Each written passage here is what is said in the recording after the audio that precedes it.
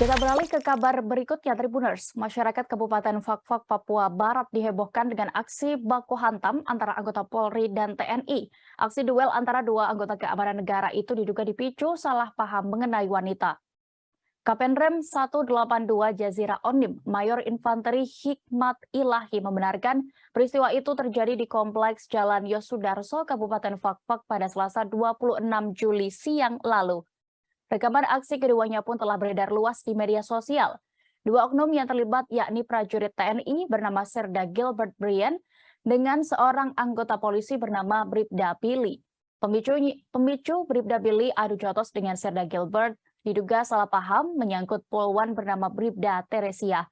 Mayor Hikmat menjelaskan, kronologi berawal dari ketika prajuritnya meminjam kendaraan roda 2 milik Bribda Teresia. Saat Serda Gilbert hendak mengembalikan motor tersebut, Bribda Billy melihatnya dan merasa cemburu.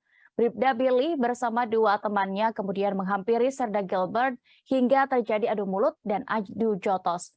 Mengetahui pemukulan itu, 13 orang TNI menghampiri turut mendatangi lokasi.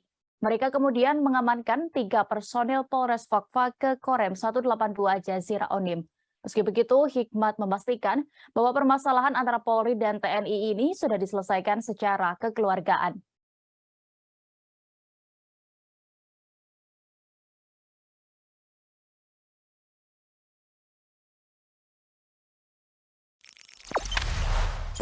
Jangan lupa subscribe, share, komen, dan like ya.